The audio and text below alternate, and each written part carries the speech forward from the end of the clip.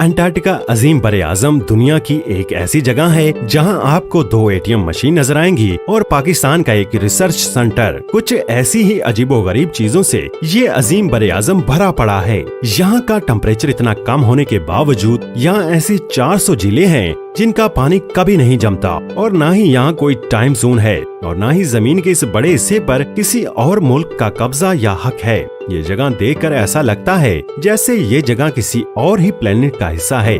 पूरा बरे-आज़म बर्फ से ढके होने की वजह से शायद आप लोगों को लग रहा होगा कि ये जगह हमेशा से ही बर्फ से ढकी हुई थी, लेकिन सच्चाई तो कुछ और ही है। आज से तकरीबन 16 करोड़ साल पहले ये एक सुपर कॉन्टिनेंट का हिस्सा था, यानी उस वक्त एशिया, अफ्रीका, यूरोप जैसे सभी बरे-आज़म एक साथ आपस में जुड़े हुए थे और उस वक्त की गर्मी आज के मुकाबले में काफी ज्यादा हुआ करती थी।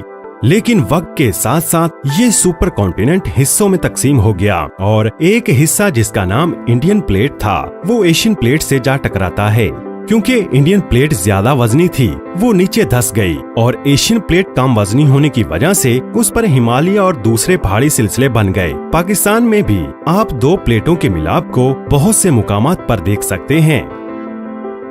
दरअसल ये तकसीम इसलिए हुआ था क्योंकि जमीन के नीचे जो टेक्टोनिक प्लेट्स हैं वो हर वक्त हरकत करती रहती हैं, जिसकी वजह से जल्जले भी आते हैं। ये मूवमेंट इतनी स्लो होती है कि हमें पता भी नहीं चलता और इसमें काफी लंबा अरसा लग जाता है। तो इसलिए अंटार्कटिका को तकरीबन 12 करोड़ साल लग गए पूरी तरह से बर्फ में तब्दील होने में।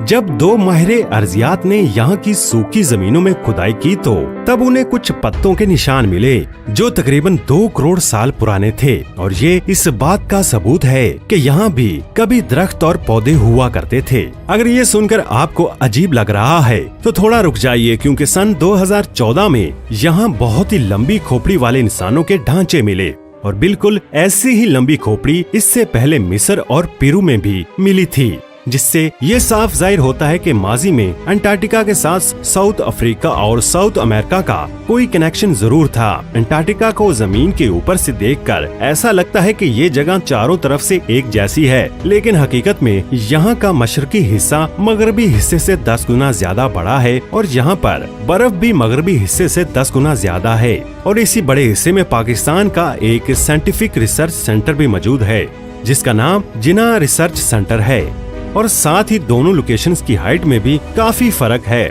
लेकिन दूसरी तरफ मशरकी हिस्से में एक ऐसा छोटा हिस्सा है जहां बिल्कुल भी बर्फ नहीं है और इस छोटे से हिस्से को मुलियंस वैली के नाम से जाना जाता है। ये जगह हमारी जमीन से इतनी अलग है कि नासा ने इस जगह को स्पेस प्रोग्राम के लिए टेस्टिंग साइट के तौर पर चुना है और ये जगह आज भी वैसी ही है जैसी आज से 1 करोड़ साल पहले हुआ करती थी। और इस मुलियंस वैली को देखकर ऐसा लगता है जैसे कि ये जमीन नहीं बल्कि मार्स हो।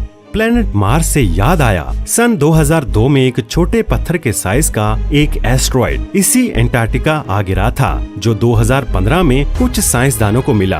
बाद में तहकीक के बाद ये पता चला कि ये एस्ट्रॉयड और किसी नहीं बल्कि खुद मार्स से आया था। आप सुनकर हैरान रह जाएंगे कि 90% एस्ट्रॉयड के पत्थर जो जमीन पर मौजूद हैं वो सब हमें अंटार्कटिका से ही मिलते हैं।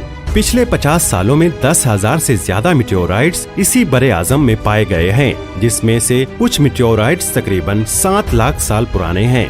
यहाँ पर बहुत सी पुरानी चीजें भी मिलती रहती हैं और यहाँ पर बहुत से पुराने बहरी जहाज भी बर्फ के अंदर धंसे हुए नजर आते हैं। पूरे अंटार्कटिका पर एक ही इंसानी बस्ती है जहाँ पर एक स्कूल, हॉस्पिटल, पोस्ट ऑफिस और 2 एटीएम मशीनें मौजूद हैं। अंटार्कटिका में जहाँ बहुत से साइंसदान पूरी गर्मियों में यहाँ इस इलाके की तहकीक जारी रखते हैं, वहीं सर्दियाँ आते आते इन साइंसदानों की तादाद तकरीबन 50 के आसपास रह जाती है। अक्टूबर से फरवरी तक ये अंटार्कटिका काम करने के लिहाज से नामुनासिब रहता है, लेकिन फरवरी खत्म होते होते इसका टेम्परेचर इतना गिर जाता है कि यहाँ पर एक पल भी गुजारना बेहद मुश्किल हो जाता है। ऐसे में सिर्फ चंद लोगों को ही यहाँ रोका जाता है और बाकी लोगों को वापस भेज दिया जाता है। तकरीबन आधे साल तक शदीद सर्दियाँ बर्दाश्त करने वाले अंटार्कटिका से दुनिया का राब्ता पूरी तरह से खत्म हो जाता है। ऐसे में ना तो कोई अंटार्कटिका आ सकता है और ना ही कोई यहाँ से जा सकता है। ऐसे हालात में उन लोगों पर क्या गुजरती होगी ये तो वही जान सकते हैं। गर्मियां आने पर जिनको वापस एंटार्क्टिका आना है वो तो शायद सर्दियों में अपने घर बैठकर इंतजार कर लेते होंगे, लेकिन जिन लोगों को यहीं रुककर आधा साल गुजारना हो उनके लिए ये काम सबसे मुश्किल हो जाता है। हालात खराब होने का डर और घर से दूर इस जगह पर एक दिन शायद एक साल जैसे गुजरता होगा। अगर आप तुलुए आफताब में दिलचस्पी रखते हैं और सूरज को देखना पसंद करते हैं तो आपको जानकर हैरानी होगी कि अगर किस्मत आपको एंटार्क्टिका ले गई तो ये मौका आपको साल में सिर्फ एक ही बार देखने को मिलेगा, जब आप सूरज को निकलते हुए देख पाएंगे। अपनी अनोखी आबोहवा जमीन के सबसे नीचे हिस्से पर मौजूद, ऐसे में सूरज से आने वाली रोशनी जो जमीन के सभी हिस्सों को हर दिन रोशन करती है, वो एंटार्क्टिका तक साल में एक बार ही पहुंच पाती है। एंटार्क्टिका पर तुलुए आफताब बेहद अनोखा होता है, जहां सूरज के निकलने से लेकर इसके गरूब होने तक तकरीबन आधे साल का वक्त लग जाता है और इतना ही वक्त इसे दोबारा तलु होने में लग जाता है। ऐसे में ये कहना गलत नहीं होगा कि एंटार्क्टिका पर सूरज तलु होना किसी त्योहार से कम नहीं है। एंटार्क्टिका के समुद्र के 11 फीट गहराई में एक अमेरिकी साइंसदान को एक अजीबोगरीब नजर आने वाले मखलूक की हड्डियां मिली। ताज्जुब की बात यह है कि ये मखलूक दिखने में इतनी ही अजीब थी कि इसके लुक से लेकर शेप तक कुछ भी आजकल के जानवरों से नहीं मिलता। इसे देखकर ऐसा लग रहा था जैसे ये किसी और ही प्लेनेट का जानवर या खलाई मखलूक था, जो कि किसी तरह एंटार्क्टिका पहुंच गया।